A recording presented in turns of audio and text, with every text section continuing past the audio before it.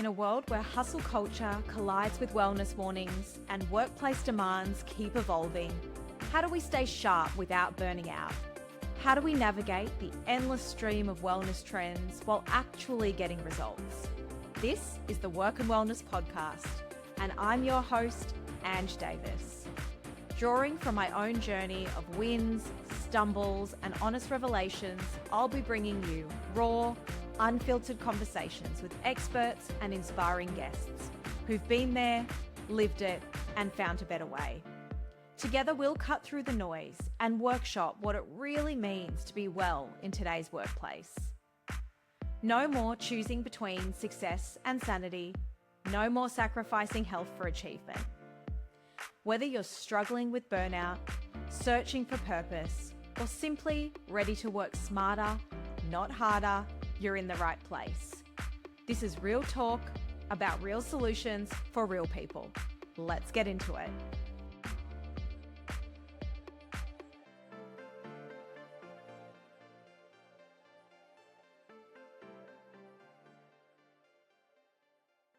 Hello, friends. Welcome to the show. I am thrilled to introduce this week's guest, Francesca Molina, who's the founder and principal lawyer of a really modern legal practice, helping founders and business owners scale with confidence through strategic, practical, and empowering legal support, which I think is so needed in the world. With experience across contracts, commercial transactions, employment, and property law, Francesca has built a reputation for cutting through the complexity and helping leaders make smarter decisions with clarity and confidence. Her approach combines legal expertise with a deep understanding of the realities of leadership, business growth, and the pressure that really comes with building a meaningful business. Alongside her work as a lawyer and business owner, Francesca is passionate about sharing her journey as a single mum building a successful business from the ground up. She's a strong advocate for women creating success on their own terms and believes our circumstances don't have to define our potential. I can't wait to get more into this because I am an avid believer of that as well. Francesca, welcome to the show. Thank you so much for having me. I'm so excited to chat with you and for everyone to listen to this as well. Yeah, I am too, because I do think I'm a big advocate of financial well-being for women as well, being an ex-banker. And so I'm really excited to sort of speak about that side of things as well. But you work with founders and leaders every day and you get, I guess, a front row seat as a legal partner to how businesses operate under pressure. And I'd love to know from you, sort of right off the bat, what really separates the founders and the leaders who sort of lead with intent versus the ones who feel much more reactive and overwhelmed? I guess the strongest thing, no matter the size of the business, is how strong people's foundations are. And what I mean by this is, what structures do they have in place? What contracts do they have to rely on? Because people without this stuff react in chaos because they don't have these foundations set for them. And the thing about contracts, it's obviously I am a contracts lawyer, so I'm like very pro contracts. But the thing about contracts is they're not to screw anyone over, but it's to set the foundation and the structure for how things need to operate. So with my clients, I've seen who, either going from earning $1,000 a month to 100 million is they have these structures and they're not afraid to put them in place to protect them, but also to rely on them. Like having foundations just allow them to be less reactive and less scared to need to enforce something should they need to. The other thing is they're not afraid to have support. They're not afraid to hire support, pay for support, because here's the thing, we're not meant to do everything. I mean, I wish we could sometimes, but we're not meant to. And if you are the person doing everything, how do you actually feel? Yeah. It's so true. So that's like my two biggest things is, what are their foundations? Like, what are their structure, contracts and everything look like from like a legal perspective, but also day to day, even with their employees or contractors, like what does that feel like and look like? Because a lot of people react when they just don't know, and that's okay, but it will only take you so far.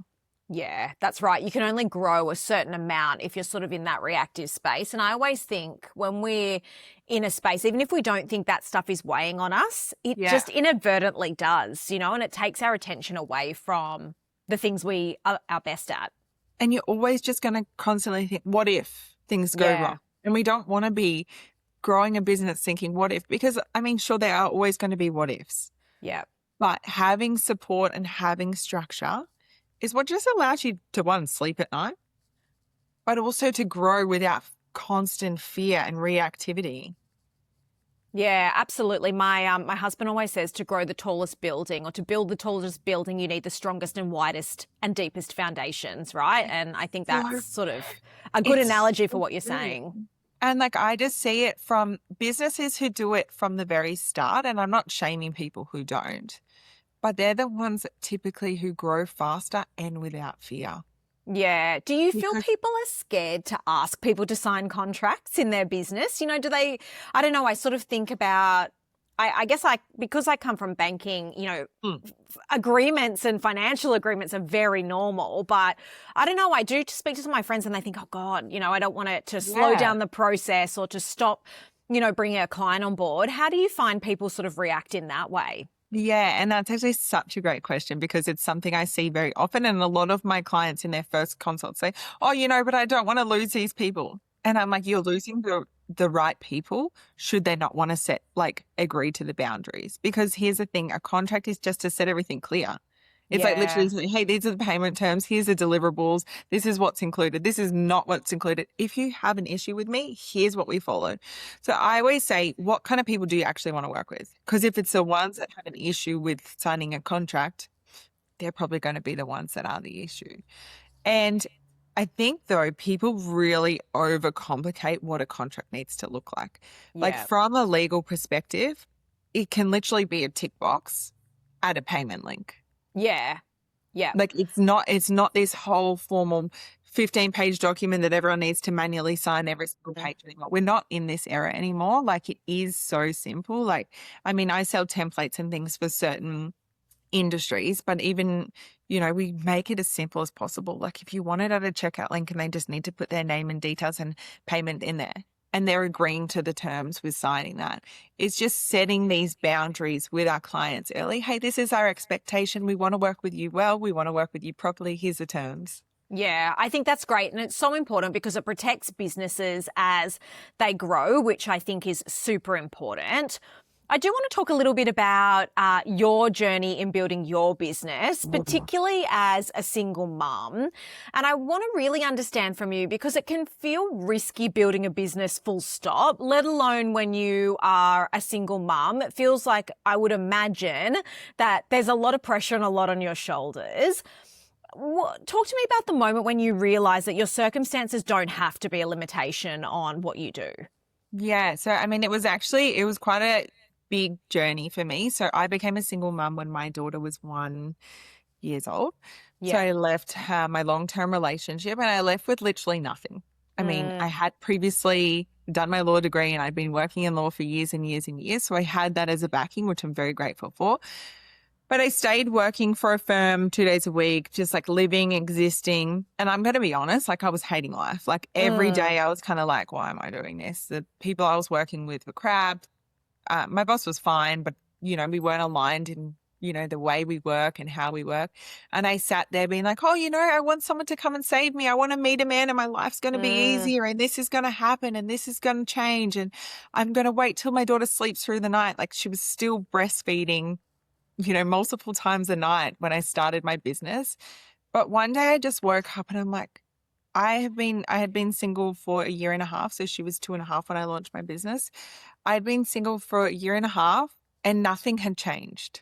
It was just me in the same circumstances. And from my perspective, I was like, what's happening if it doesn't change and I stay living this same life over and over again that I hate? So the risk for me was worse staying where I was. Like, I'm like, am I just going to exist in my own life?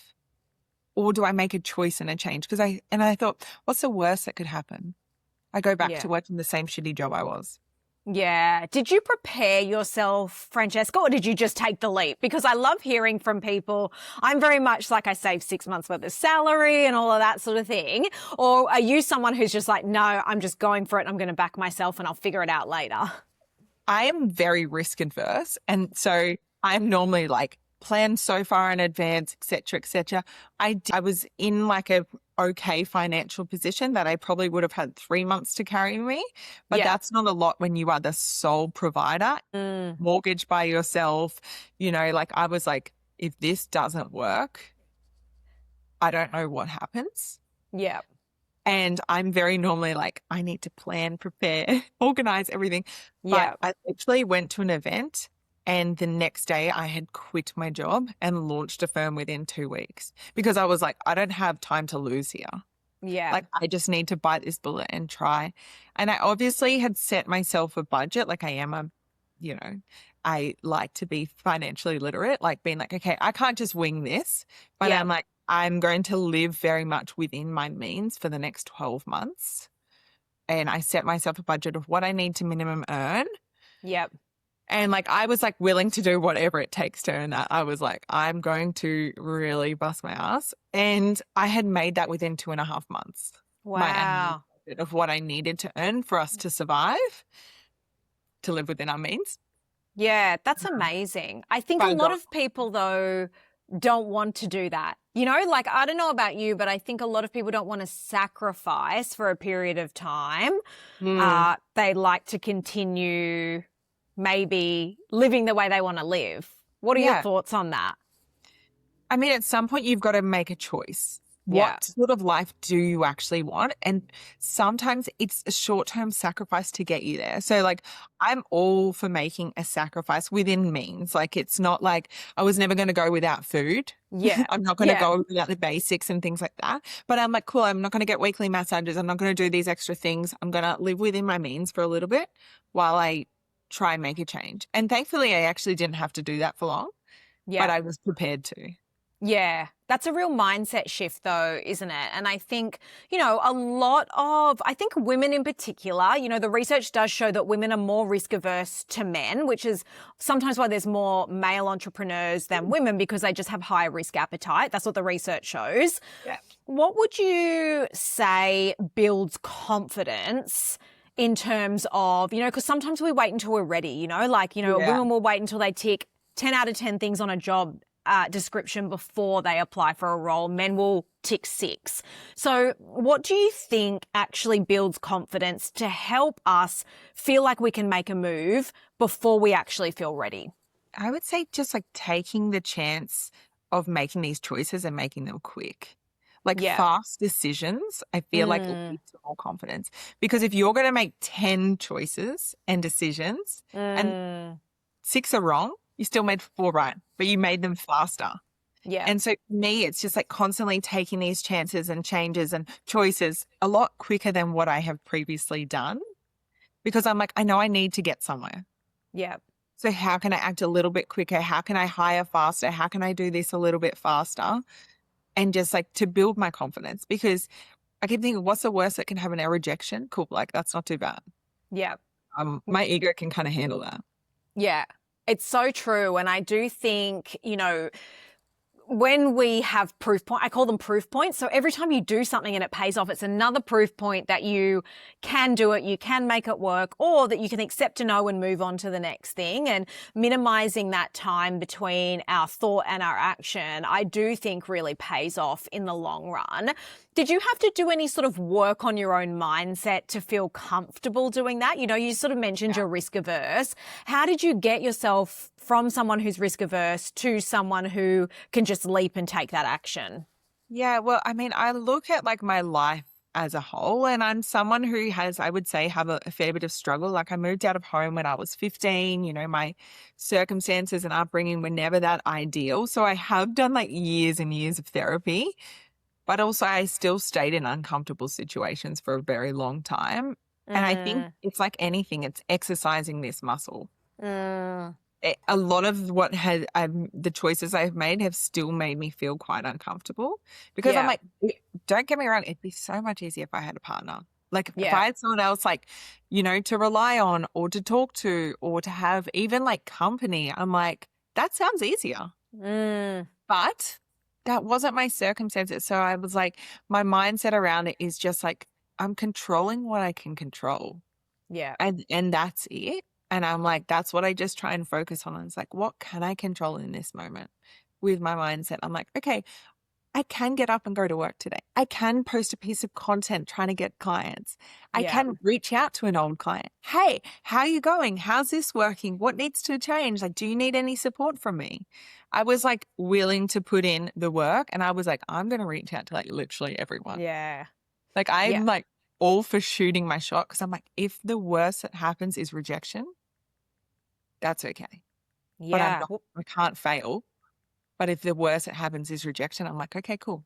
Yeah, I always think every no is a no closer to a yes. That's sort of what I tell myself. I'm like, okay, I imagine like, in the movies when people are in prison and they're like ticking off, like they're carving their days off. How Yeah. long do they?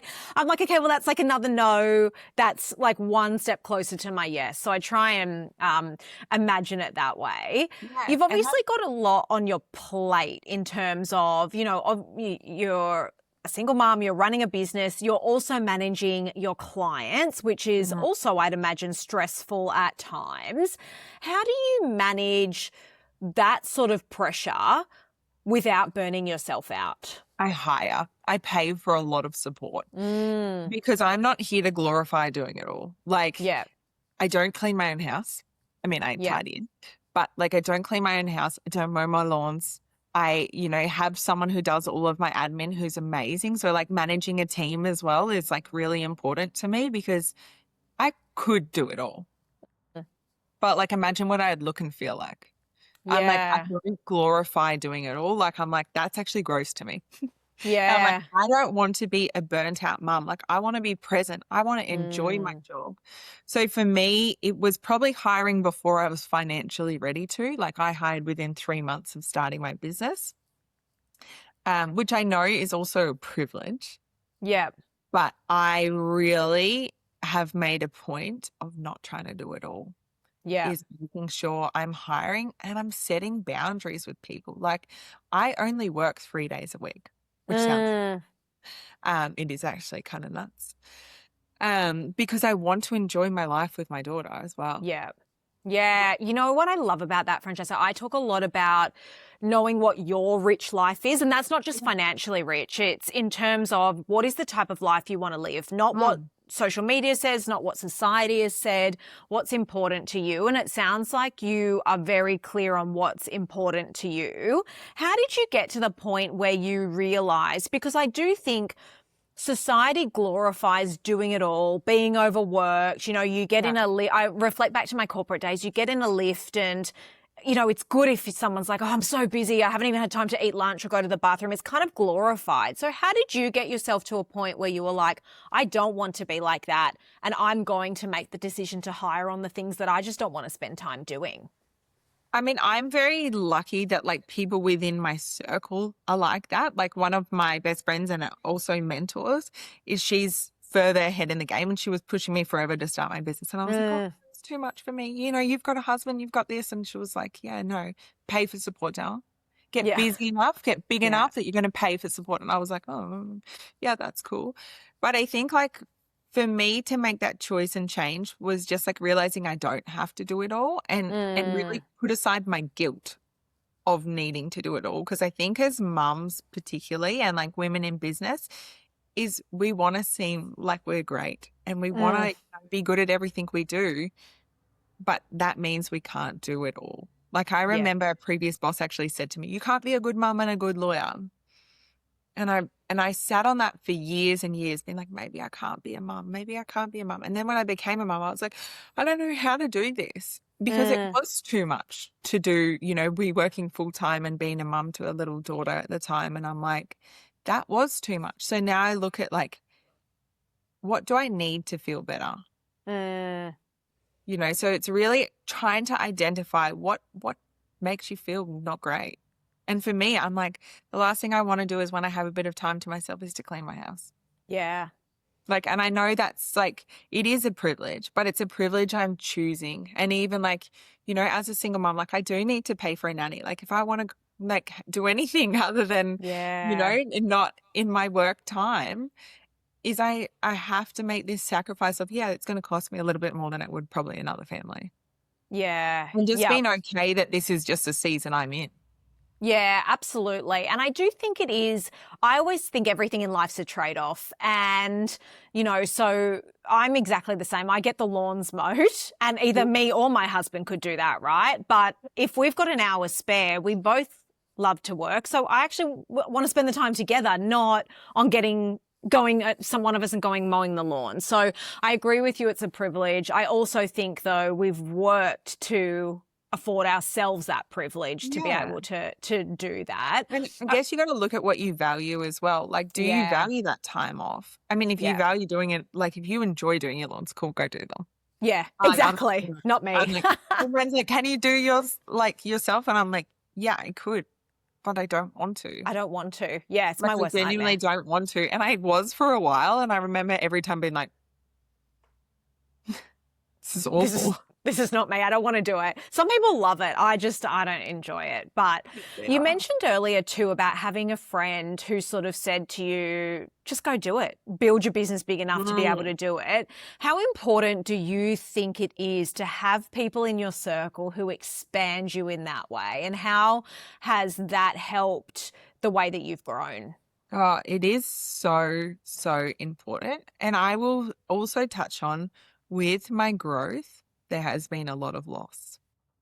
Like loss of close friendships, loss of people who kind of just existed. And, like who you surround yourself with is who you become. Like if you hang out with complainers, you're going to complain. Yeah. If you hang out with people that gossip, you're going to gossip. And like, I'm not saying like, oh, don't do anything bad, don't do this. But like, what do you actually want to be around? Like, I want to be with people who want to expand. I want to be around people who want to choose a better life. And I know, again, this is a privilege and it's hard to make friends as an adult who wants similar things to us. And as a parent, like I parent in a very particular way and like what I feed my daughter and stuff. Like, so I surround myself with parents like me. It makes my life easier. But when you have, a supportive partner or a supportive friend, you almost do feel a bit invincible. Yeah. Like you're kind of like, oh, I can get through anything. And having someone, when you're having a shitty day, to pick up the phone and say, this is going on. She's like, cool, it's not the end of the world. Like you can feel what you're feeling, but tomorrow's a new day. Yeah. Yeah. So being around people that get you, get your circumstances and get life is so important. And even networking groups. Yeah. Find a community that are either where you want to be or in front of you. Yeah, it's so true, isn't it? Because they do elevate you. I actually caught up with my friend for a walk this morning and we were talking about the different mindsets, for example, between someone who's like, oh, I'm going to have to cut this out of my life because of the current situation. Now, I'm all for making sacrifices if you want to get ahead. I totally agree with that. But I also was like, I also have the mindset of, no, how do I make more so that I can do that, So I'm not afraid to work. If I had to go and stack shelves at Woolies or, do whatever, I would do it because I think, okay, how do I make more and change my mindset that way? But I do think and she thinks the same way. And I sometimes think the people that you hang around can make you think, either bigger, like how do I make more or they make you shrink yourself. How did you deal with the loss of friendship? Because I think that's something that can feel really hard, especially as a woman.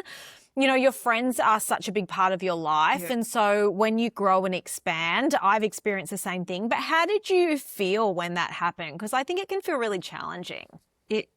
Like honestly heartbroken because like these people I have gone through life with, like I've known them since I was in primary school. So nothing even drastic happened. And I think that's almost worse is because nothing happened, but we just have, our lives are in such different directions right now. And maybe we'll reconnect. Like, I don't know. Like, I'm open to anything, but I'm also like, I'm currently living in my path and it's working for me.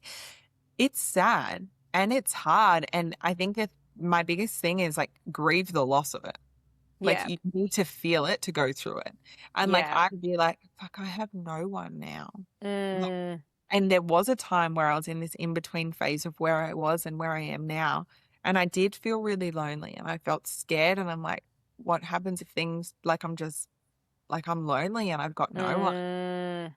And so I think like you just have to go through it. It's like there's no right answer to like when it's going to feel better, but one day you just Yeah. wake up and you're like, I'm not so sad anymore. Yeah. And it takes like one good friendship to be like, oh, okay, I'm okay. Like things are going to be okay.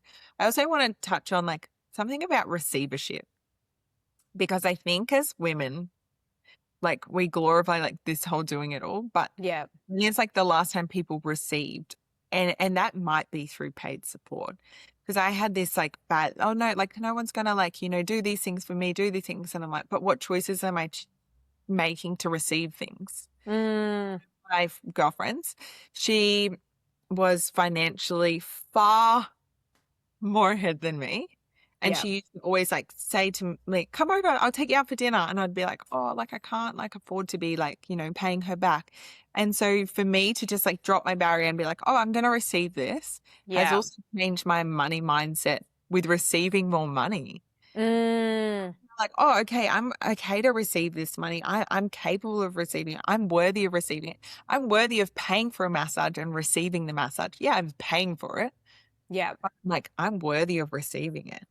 Yeah. And you know, it builds trust when so I used to be like that. I wouldn't accept help. I'm like, no, I can do it all on my own. I don't want to ask for help from anyone. I used to think I don't want to have to owe anyone anything, like just a really sort of closed off mindset about it. But accepting help also helps to build trust with that other person too, right? And Yeah, people don't offer things that they don't want to give. And totally. so it does help to build deeper friendships as well when you accept help from each other, because there's a vulnerability in receiving and accepting that too. Totally. And I know as a friend, when I offer something to someone, I genuinely want to give it to them. Yeah. Yeah. Like I don't do it for fun. Yeah. I genuinely want to. And it's almost a disservice to your friend, your client, whatever. If they're Mm, like wanting to engage your services, you need to feel worthy of receiving it and do the service to them back in return and go, thank you. yeah.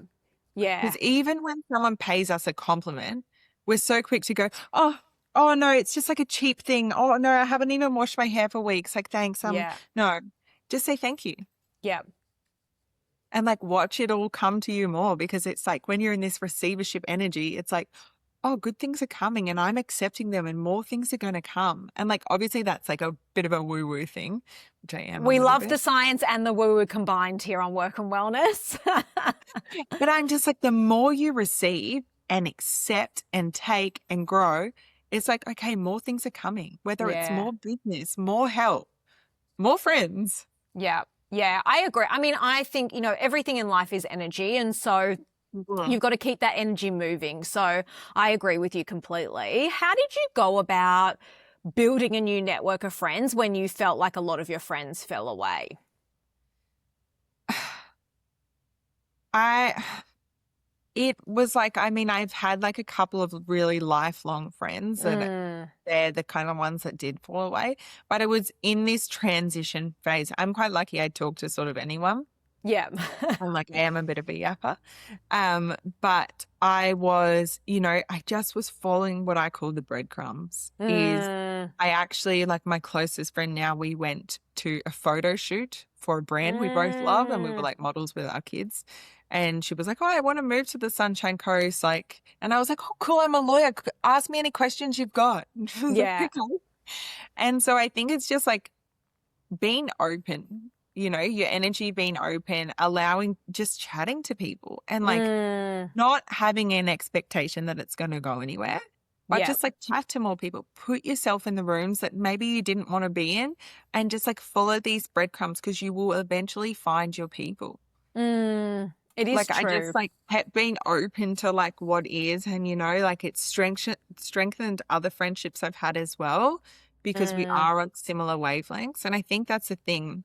We get so stuck with like certain people for where we were yeah. that we sometimes try and grasp and hold on to them, and that can hold us back, and not because of them at all, but because of us being like so tight with this thing and being like, I can't let go, I can't change, I can't evolve because I don't want to lose that. And so Yeah. I just like kept being like, what else is possible? Like, who else am I going to meet? And it's really like my friendship circle is smaller than it's ever been, but I've really learnt the difference of being supported rather than just surrounded.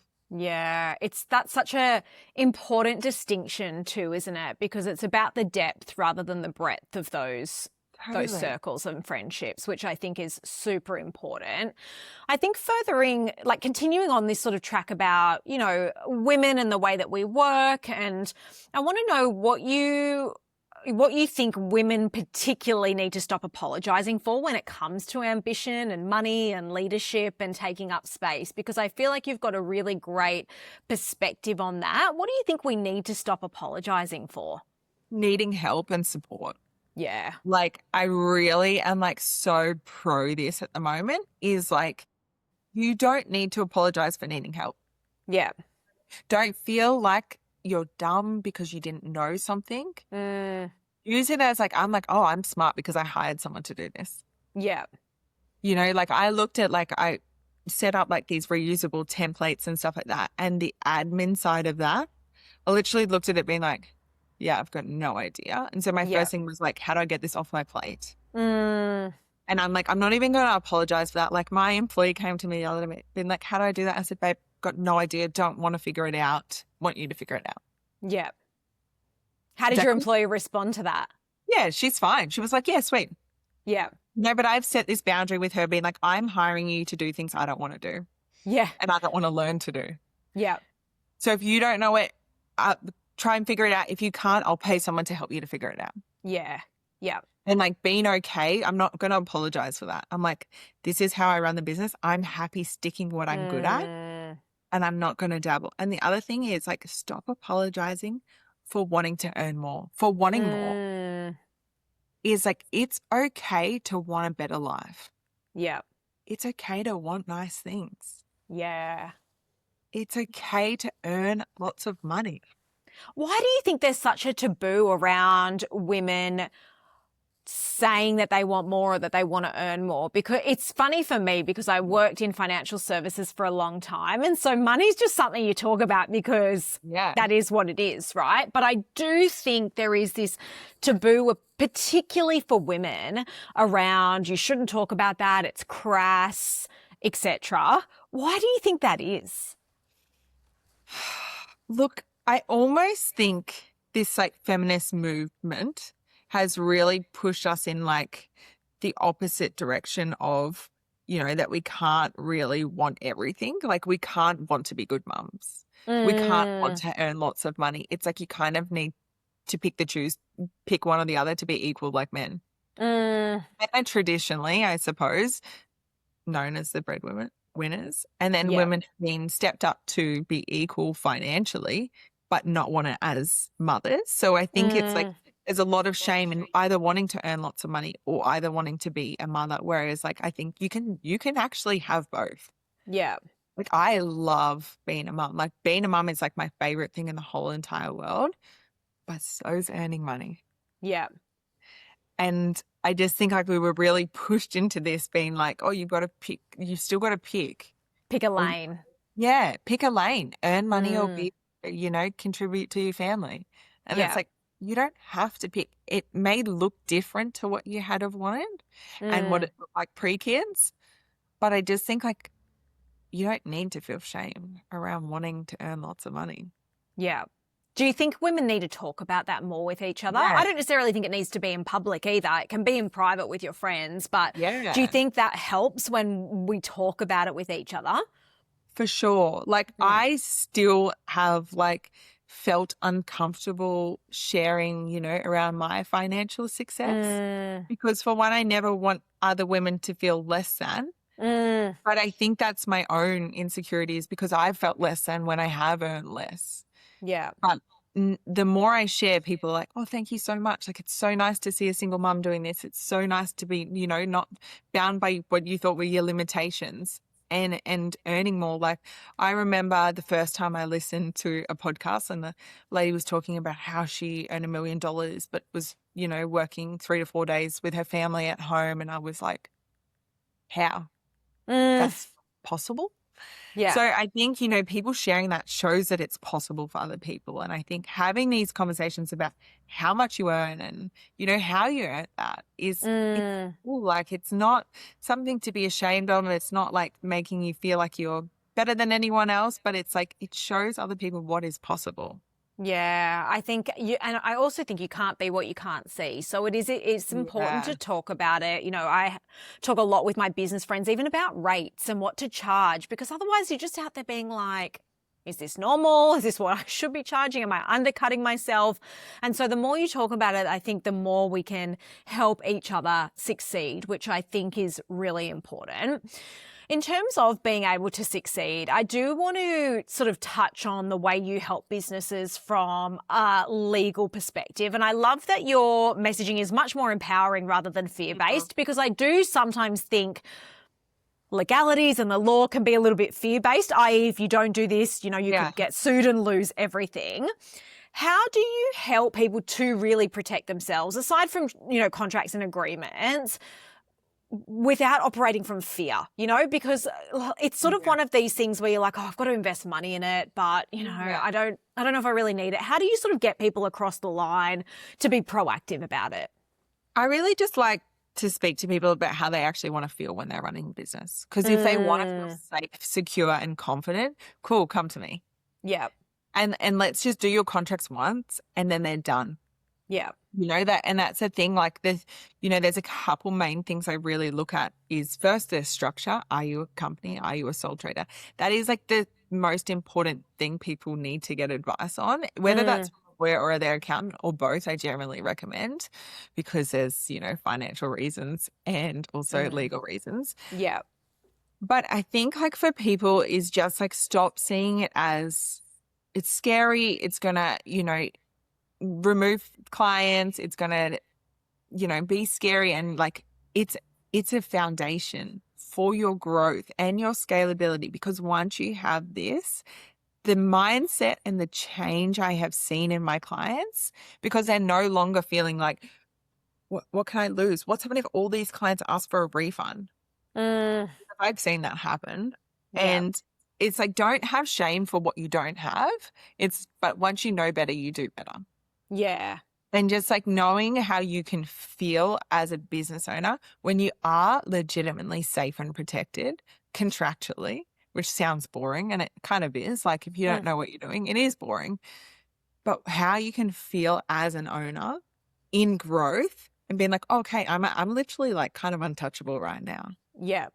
Yeah. It's just like the change I see in people's minds. So it's like I had a wonderful client come to me a couple of weeks ago, and she was like, I'm anxious about this. I haven't really pushed my business because I'm worried about this. I don't charge for this because I don't know how to. And she messaged me yesterday just saying, I cannot believe the change in my mindset, knowing I can charge for this. I can charge for this additional work. I know what happens if someone does make a complaint. Yeah. Like just having this in place. She's like, I hope nothing ever does happen, but I know what I can do should it need to arise. And for her to be able to charge her worth because it's in her contract. Yeah, that's right. How often do we just have like these creeping scopes and we're like, oh, we didn't actually put anything in writing to charge extra. So you just say yes. And then you've worked 38 hours extra and you've gone, oh, and I'm not paid for it. So then you're resentful, you're cranky, and that's on you. And what have you done about it? Nothing. You do the same again for the next client. It's so true, isn't it? It really protects us and it helps us not to get resentful, not to feel burnt out by doing extra work we're not getting paid for. I also actually think it builds credibility. It's kind of like, when I first started my business and I registered for GST, I'm like, oh God, are people not going to want to pay GST? You know what? Like it's like extra. And then I think actually it builds credibility that you are a business that's operating effectively. I do want to ask though, with the rise in AI, I know a lot of people sort of are talking about, well, I'll just get ChatGPT or Claude to write up my terms. Why should someone come and see a lawyer rather than do it on AI? Unfortunately, with AI, it is an American base so far. So it's pulling things from American law, which don't actually stand up in Australia. Like lawyers have even been struck off, meaning they've lost their legal practicing certificate from using AI themselves. So Wow. that's how incorrect it's been. Like Mm. there's a lot of this. And look, I love AI. I'm not anti-AI. I use AI every single day Yeah. for growth, for strategy, for marketing, for chatting through things. But for your contracts, Mm. it's not a legal advisor. It Yeah. doesn't use Australian laws. I even had someone be like that she was paying me to do her employment agreement. So great. But she'd come to me with this instruction sheet of like how to draft it. And I was like, straight up, I was like, for one, I could see the extra hyphen. So I knew it was AI. Yeah. Um, wrong superannuation, wrong award. Wow. Everything within there was incorrect. Had she had gone and not used me, she could have been up for $20,000 in misclassifying, Wow. unpaid super, and gotten it all wrong because she trusted an AI platform. And the Mm. thing is, like, you're not supposed to know the law. Yeah. I wouldn't expect you to know anything about what you Mm. actually need. But putting your reliance into an AI platform that also doesn't know Yeah. is a really, really big risk. And I think people think the investment into a lawyer is a lot. And it can be like if you're not, I mean, we sell templates, which make it really affordable for service providers to have these. But if you're paying someone for tailor drafting, it can be an initial investment. Mm. But when you look at what you could lose by not Mm. having it, and it's like a once off, like you come and see Yeah. me, that's it. I'm like, hi, I miss you. Yeah. Yeah. It's just use AI, Yeah. use it not for any financial or legal advice. Yeah. Like it is unfortunately not qualified. Yeah, absolutely. And I think that's a really important distinction because I have heard a lot of people being like, I'm just going to draft it on AI, Mm. etc. So I think that's a really important distinction. Like If I even someone, I had a lady send me a contract the other day that she drafted through AI and she wanted it reviewed. And it was in such bad standard in terms of the law was so wrong. mm, And I literally said to her, I can't review and amend this because it's going to take me far too long yeah, than it it'll would. cost more if Yeah, I and I just just drafted it. I'm sorry, like the rights around intellectual property were all American. I mean, and intellectual property is like what passes to the client, what you created, what state would Yeah. make yours. So really high stake stuff was Mm. legally wrong. It's crazy, isn't it? And so risky. And I think you made a really good point that it's an initial investment, but Yeah. one that can save you so much money down the track. And I kind of look at it like insurance, right? We're never going to make money off insurance, but it's a protection mechanism, Yeah. whether it's health insurance, car insurance, whatever it is. It's not designed to make money off, but it's there if something goes wrong when it could cost you a lot of money. So Yeah. I think that's it's a really important And it kind of distinction. takes your business from a hobby to an actual business. It's Yeah. like that's what I say is like when you are ready to take it from a hobby to a business, that's when you need contracts. Yeah, absolutely. I think that's a great distinction as well. If someone's listening and they feel held back by their current circumstances, and that might be financially, Hmm. personally, from a work perspective, what's one thing that you would want to know about what's possible for them? In terms of, sorry, like with their personal circumstances or like contractual? Sorry. Just personal. So, if someone's sort of, I think you're really inspiring in the sense that you've like taken a Yeah. big leap as a single mum to start your business. And I can imagine that there'd be people here listening thinking, I could never do that. How could I do that? I feel like I'm not happy where I am. I don't want to keep doing things the way I want, but I don't know how to start. And I think you've spoken a lot about possibility. What would Yeah. you want someone to know about what could be possible for them? I mean, it's like really, where's that end? Is like, what could it be possible? Like when you start choosing yourself and Mm. showing up for yourself, you are choosing a better life and life starts happening for you. If Mm. you continue to stay where you are, the risk and the cost of staying there on your health, on your mental Mm. health, and just like imagine being on your deathbed, being like, I just existed in my own life. Mm. And having a choice to make a change and being like, okay, I actually lived a life that felt true to me. Yeah. Is just like, you get to make that choice what life you live. And if you just want to exist in it and be limited by your circumstances, sure. But you can also choose to live a better life. And there will still be hard times. Like, I'm not going to say, my experiences I've cried a lot in starting my business. Like, I have been like, what am I doing? Why have I done this many, many times? But the pro of still showing up every single day and choosing myself, I can actually say for the first time in 31 years, I live a good life. Yeah. Like, you get to choose what life you live. You just need to make that choice and watch things unfold for you. Like, when you start choosing yourself, I'm like, is this my life? Like, I feel too lucky. Yeah. Yeah. And just like having this mindset around, you can choose whatever you want. You don't have to live the same life.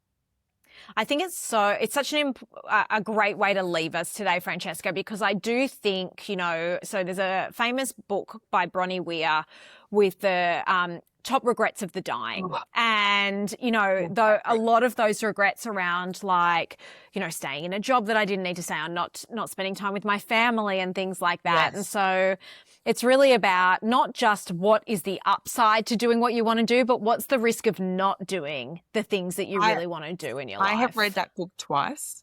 And the first time it was before I left my long-term relationship, so with my daughter's dad, there's a chapter that says, I wish I let myself be happier. And I remember living a very unhappy long-term relationship, and he's not a bad man. We co-parent fine. But I remember being like, I cannot live like this for the rest of my life. Like, I just remember being like, I don't want to be this bitter old lady. Like, reading that chapter, so I highly recommend everyone reads it. Reading that chapter, I was like, I deserve to feel happy. Like, I deserve, have a life. And then I read it again just before I launched my business, because I'm like, I don't want to work too much. That is one of the chapters as well. I don't want to work too much, but I get to choose a happier life and choose a life that feels like mine. Because I'm telling you, as someone who lost her own father and read that book, I don't want to be one of these people who live there with regret. Yeah, it's so true, isn't it? And I'm so sorry that you lost your dad. I lost my dad last year suddenly as well. And he was 67, so really young, a couple of months after he retired. And that was a real eye-opener for me as well, because I thought, he waited to do everything until he retired and he didn't get the chance. And so it was a big kick up my butt to be like, and I think I really, I push the boundaries, and I definitely do things, I give things a crack. I just believe you just got to try, you just got to give things a crack and see how you go. But it was like an even bigger one to be like, how can I push the limits more on living differently and doing the things I want to do? Because I don't want to sadly end up like my dad. Yeah. Yeah. And you don't want to live with regret. And and again, taking a chance, what's the worst that could happen? You go back to working the same shitty job you were. Yeah. And the same money you were. Yep. Cool. You go back there, but at least you had a crack. Exactly. And you gave it a go and you didn't think what if. So, yeah, I agree. I've loved our chat today, Francesca. Where can everyone find you? Because anyone who doesn't have terms and conditions or contracts should get in touch. Yes, definitely. So on my website at herlegaledge.com.au, I do have a whole heap of templates there for service agreements, privacy policy, website terms, employment agreements, contractor agreements. Everything is there at a template, so it's like a third of the price. If you need tailored drafting, there's also a contact form there. But come over to my Instagram. It's a bit more rogue and a bit more wild. I'm not like a traditional lawyer. We love rogue. We love it. herlegal.edge. And I'm quite wild over there, just to show you I'm exactly like you guys. Contracts aren't scary. Lawyers are not scary. I mean, I try be, but so yeah, come over. Don't feel scared to invest in your business if you want to have a safe, confident, protected business, because you actually deserve to feel like that in business. Yeah, so true. Thank you so much for joining me today, Francesca. Thank you so much for having me. Cheers.